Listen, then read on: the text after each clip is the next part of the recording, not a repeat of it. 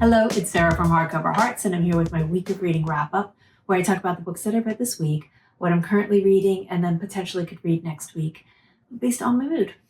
I had a great week, and I had a lot of great things that I read, so I want to talk about them. But before I do, I wanted to make mention of something that I forgot to talk about in last week's wrap-up, which is that I joined Clubhouse, and I've been posting about it on Twitter and Instagram. And I wanted to take a second to kind of explain what it is in case you are interested and would like to join. So the first thing about Clubhouse is that it's a audio-only platform. So in this day and age where everything is multi-platform in the sense that you're listening to someone at the same time that you're chatting, at the same time you're texting, that you have multiple ways to communicate with people. This is very simple. It's only real-time conversations. So why is that interesting, or why am I excited about it? There are a lot of bookish people on a Clubhouse. There are a lot of Silicon Valley, like cryptocurrency and social branding, make $1 million, those kinds of people, right? But there's also art people are there too. And they're having really, really interesting conversations about books. They're doing book readings. Authors are coming and listening and talking with people. And you can actually communicate with people real time. And I just find it interesting. So I'm on there, and Jacqueline from 6 Minutes From Me is on there, along with Dee Dee from Read So Lit / Brown Girl Reading, and a whole bunch of other people. Also Kendra Winchester from the Reading Women, Samaya from the Reading Women, Russell from Ink and Paper Blog. So if you're curious and you'd like to know more, reach out to me on Instagram or on Twitter, and we'll figure out a way to get you in. I need to put a couple caveats out there that this is a brand new platform. So who knows how long it's going to be out there for. What tends to happen in Silicon Valley is someone puts out a brand new platform and it's the buzz, it's the heat, everything is so exciting, but other more established, better brands kind of figure out that technology too, and then import it into their own world. So I can see a bigger company coming in and replicating the model in their spaces. But for right now, it's really interesting, and it's a great place to play and kind of figure out how this works and how to moderate a really good session, how to engage people from all over the world, all sorts of interesting places and with varying interests in a way that adds value and is interesting. And in the time of the pandemic, it feels really good to meet new people, even if it's over an audio. So that's enough about that. Let's talk about what I read. So the first book that I want to talk about blew my mind. This was, I didn't expect to love it as much as I did.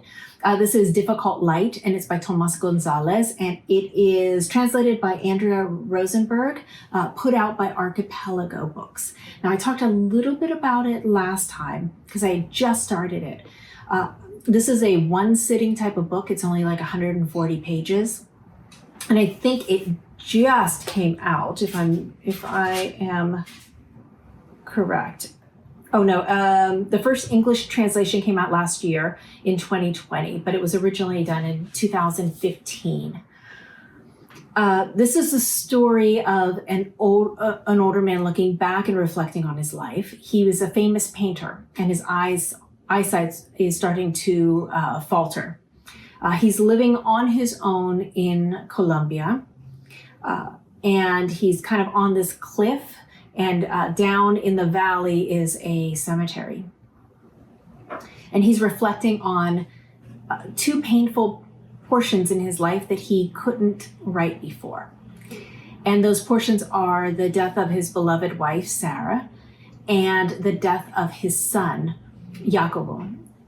He had two sons, Pablo and Jacobo, and they all lived in New York City when he was trying to become an artist and working really hard at his painting. And you just get a sense of who this family was, but a lot of it you're not something bad is happening and he's kind of dancing around telling you. And I don't want to give any spoilers because it's a very short story, but it's very much about how the anticipatory nature of death and how you absorb that, and then how you absorb it after it happens. I thought it was an intimate, beautiful look. You would get really close to the subject, painfully close, and then he'd pull you out and you would be back in present day. And I thought that the way he played with pace and time in this book was wonderful. I gave it a 5-star, and if you watch my channel, you know that means that I pretty much want to be buried with these books because there's so much to be said and I want to reread them. So this was a gem for me. This was Columbia for Invisible Cities Project, so I was finishing up the February book reading. Then I also had a carryover from February, and this was China. I was reading this for the Invisible Cities Project. This is the Chilli Bean Paste Clan by Yan Gi, translated by Nicky Harman. Love the cover. Fortunately, the cover is really all I really liked about this. What do I want to say about this book? I tend to give translated fiction a little bit more leeway in that if I'm really reading an Own Voices book, I recognize that it's not going, I have to give a little. I can't assume all of my understanding is going to be here. I can't assume that it's going to be told for me. I have to be a tourist. And it's one of the things I love about translated fiction. It's one of the things I love about reading Own Voices, is that it's not really written for me, and you can feel it the moment you go into it as a Westerner. But even given that, I still didn't enjoy this book. This is a story told by an unnamed narrator who is a young daughter in this family. And we have the grandmother they're planning her 80th birthday. Her father has taken over control of their chili bean paste factory. And the father, I'd like to say he's going through a midlife crisis, but he's always acted this way. He's just kind of has a loutish behavior. He's a misogynist. He's a drunkard, does barely enough to get by and just wants to go out with his guys, talks about women horribly, is always touching women and trying to have his way with them. He has mistresses on the side. And you think like, okay, well, maybe there's only one man in the story that way, but many of the men act this way in the story. And there wasn't really any big change that made this any different throughout the entire book. So there was no character arc here. It was more just watching this man just over and over and over do really bad things to his family and have them all just kind of roll their eyes and take it because that's how he is. And I just didn't enjoy reading that over and over and over again. I was hoping for something to kind of change, and the only really thing that happened was there was a twist, and he got a little bit of his own medicine, but he didn't. It still didn't do anything. So I would be curious if you read this book. Am I missing something in my interpretation of it? Did you read this, and what did you think? So I would love to know your thoughts. Then I did the audio of Deacon King Kong by James McBride. And this is my very first James McBride book I've ever read. And I have to tell you, I'm going to be coming back for more because it was a ride. I said propulsive before, but this is a propulsive book. It's vibrant, it's dynamic, it's pacey. There are a lot of characters. It's kind of like there's a few different character sets. You have the church and all of these characters from the church. You have the police and a few characters in the police. And then you have like the drug dealing set. And it's all modern day Brooklyn. it really starts off with a bang, literally. You open the book and we meet the Deacon, and the Deacon drinks King Kong, which is a very, very potent alcohol, and he drinks it a lot. He's also older and suffering from dementia. His wife has passed on, and there's a whole backstory with that. In one of these drunken dementia fits, he shoots one of the local drug dealers that he personally knows. He actually was this man's coach for baseball, and as part of the church group.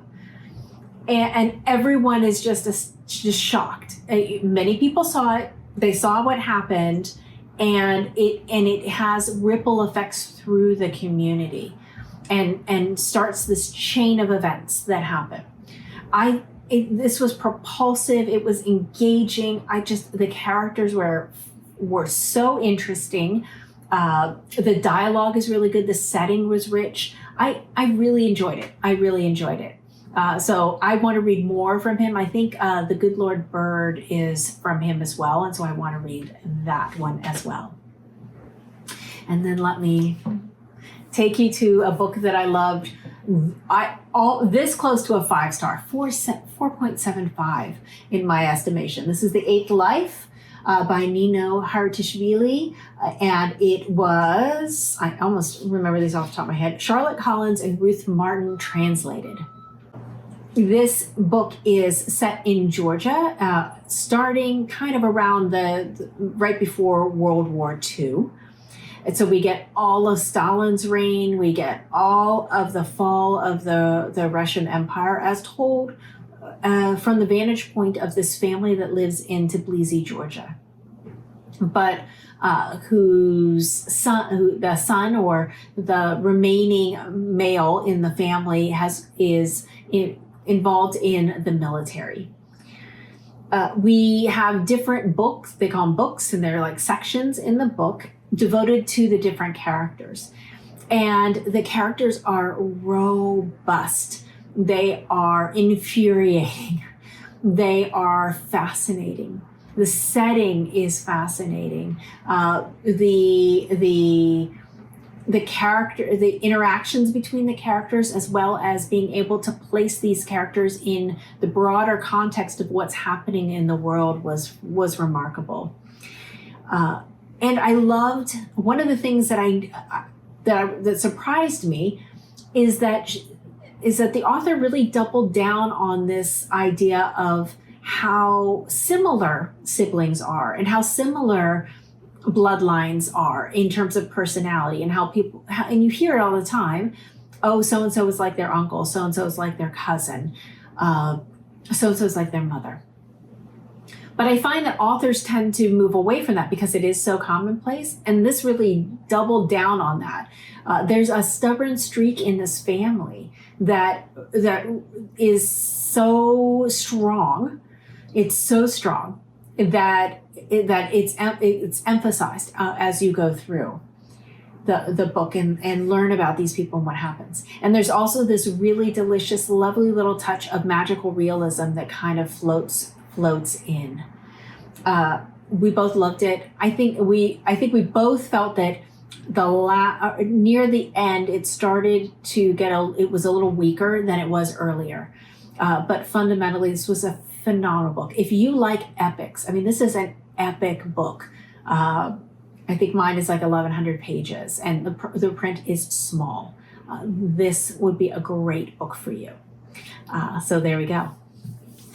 And then I'm finally able to start the Invisible Cities project for this month.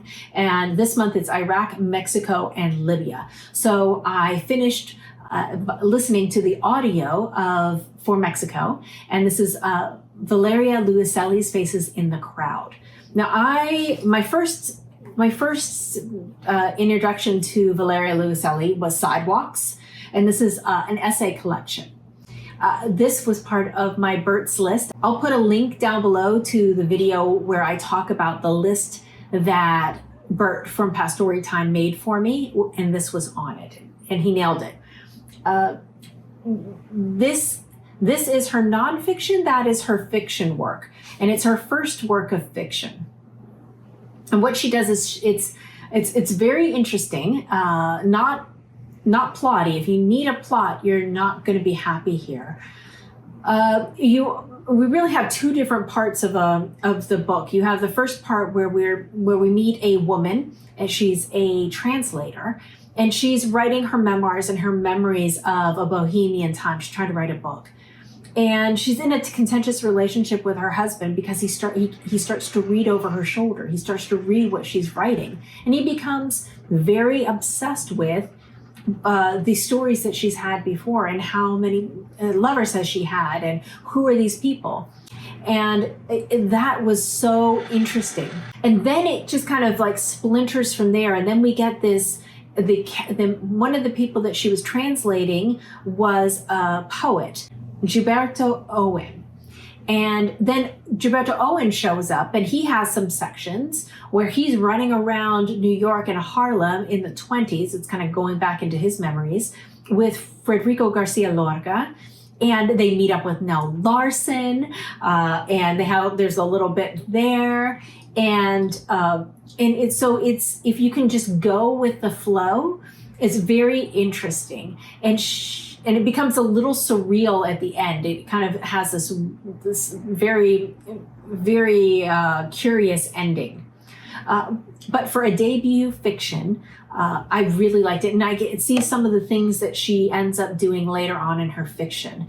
One of my favorite books last year was The Lost Children Archive by the same author. And she uses that same thing of calling the boy child boy instead of using his name. And so it's always nice when you've read a few books from this author and you can see some of their style come through or some of their tics or some of the things that they do. So I enjoyed it. I didn't love it, but I found it interesting and enjoyable and curious. It definitely piqued my interest. She's one of those that makes me think. So that's what I read. Let's talk about what I'm currently reading. As always, Leo and I are going to really try to double down on Proust this month. So this is In Search of Lost Time, Volume 2, In the Shadow of Young Girls in Flower. We read it very slowly, hence why it takes us a long time to get through this. Then I'm trying to bust through my NetGalley arcs. And so I'm participating in March Mystery Madness. And I picked up Raisin and Almond. This is the number 9 of the Phryne Fisher series by Kerry Greenwood. Now, if you know me, you know that I do not like to skip around in a series. I want to start at the beginning and I want to understand the characters. But since I had the arc, I need to kind of get this one done. And I'm not going to read 8 in order to read this. Also, because I'm a fan of the TV show, I figured, well, I'm going to get enough of familiarity to be able to jump right in. And yes and no is what I found out. There's a lot that wasn't shown in the TV show that Mel from Mel's Bookland Adventure let me know. So that was very interesting, specifically that she has a Chinese lover that is not mentioned in the TV show that's in the book. Now, he was only mentioned for a moment, and then he's gone away on a trip. So there you go. But already I can tell I'm going to want to start number 1 because the writing is so interesting. And she talks about costumes and, it's like the roaring 20s. And there's just so much going on. And I just love, I love the tone and the jauntiness within the writing. So I'm going to go back to it. I also am starting A Curious Beginning. This is the first of Veronica Speedwell series by Deanna Rayburn.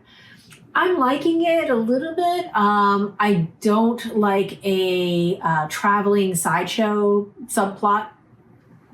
I just think, if you read a lot of books in the 80s, this was everywhere. The circus and the freak shows and the traveling sideshow and the carny life and all of that. So I think I just read too much of it back then. So not loving it as much as I had hoped, but I'll keep on with it because I am very curious about Veronica Speedwell. She's a great character. Then for my In Real Life book club, we're reading This Mournable Body by Tsitsi Dangaremba.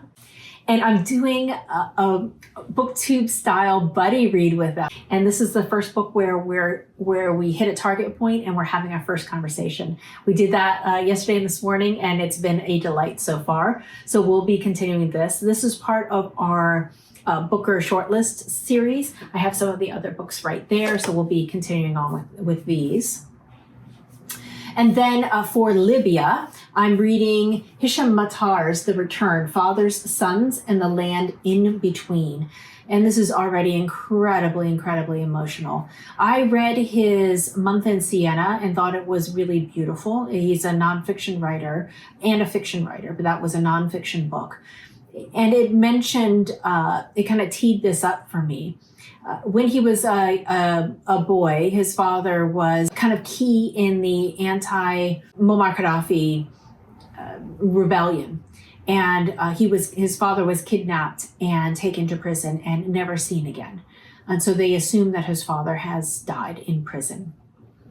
And the story is that his wife and mother and brother are all returning to Libya as adults many years after these events have happened, and kind of healing and coming to terms with it, the anxiety, all of that. He's a great writer, and this is incredibly emotional already. I'm enjoying it very much.